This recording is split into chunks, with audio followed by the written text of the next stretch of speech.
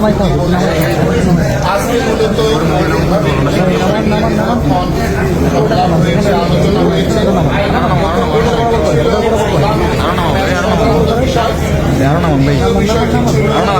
সংবিধান ও রাষ্ট্র পরিচালনায় প্রধানমন্ত্রীর মেয়াদ সংক্রান্ত আলোচনায় আমরা স্পষ্ট বলেছি, আগেও বলেছি, আজকেও বলেছি যে আমরা সংস্কার এই প্রস্তাব যে কোনো ব্যক্তি পরপর 2 মেয়াদে প্রধানমন্ত্রীর দায়িত্ব পালন করবার পরে পরবর্তীতে তিনি আর প্রধানমন্ত্রী হতে পারবেন না।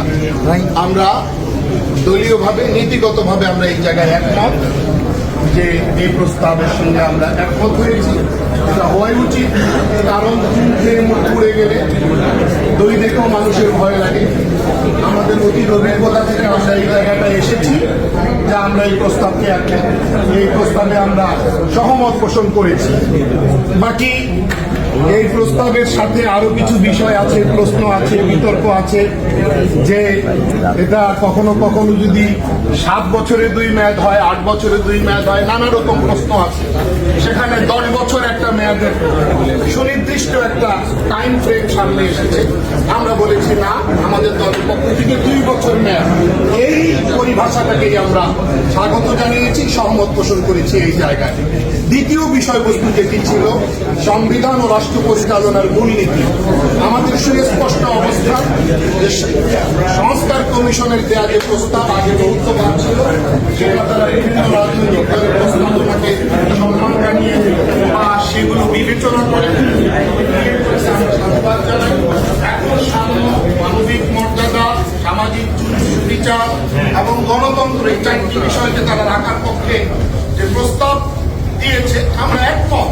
তবে আমাদের সুস্পষ্ট বক্তব্য যে এখানে কিছুতেই আগের মতো থাকতে পারবে না, অর্থাৎ পার্টিকুলারলি ধর্ম নিরপেক্ষতা যেটা, এই জায়গাটাতে আমরা শক্ত অবস্থান নিয়েছি যে কেন এই শব্দটি রাখা দরকার। এটা তো একটা মতবাদকে বোঝায়। আমাদের এই সকল রাজনৈতিক বন্ধুরা বলতে চান যে ধর্ম নিরপেক্ষতা মানে ধর্মহীনতা নয়। আমরা এই জায়গায় তাদের বক্তব্যকে সম্মান দিয়ে বলতে চাই যে এই ব্যাখ্যারই দরকার।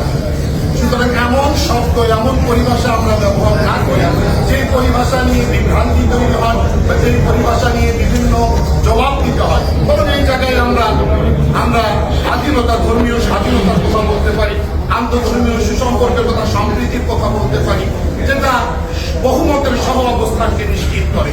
এই জন্য ধর্ম নিরপেক্ষতা এই যে মূলনীতিতে এই জায়গাটাতে আমরা আপত্তি করেছি, আগের জায়গাগুলোকে বাদ দিয়ে নতুন ভাবে আমরা মূলনীতি হিসেবে প্রস্তাবিত এই জায়গাগুলো, সেগুলোতে আরো প্রস্তাবনা আসতে পারে, সেগুলোকে বিবেচনা করা এক জায়গায় আমরা একমত আশা করছি। আলোচনা চলছে। আমাদের কথা স্পষ্ট যে আগের সংবিধানে ছিল বিসমিল্লাহির রহমানির রহিম, আগের সংবিধানের মূলনীতি ছিল মহান আল্লাহর উপর পূর্ণ আস্থা ও বিশ্বাস। এটিকে অবশ্যই যুক্ত করতে হবে, অবশ্যই রাখতে হবে। এটা মুসলমানদের 90-95% মানুষের সেন্টিমেন্ট যে এই জিনিসটা আগের মতোই পুনর্বহাল হবে, পুনরায় এটা প্রতিস্থাপিত হবে। এই জায়গাটাতে আমরা আশা করছি যে ইনশাআল্লাহ এখানে পারবো। আমরা সামনেও বিতর্ক এবং সংলাপে অংশ নিব, আলোচনা করতে থাকবে। সবাইকে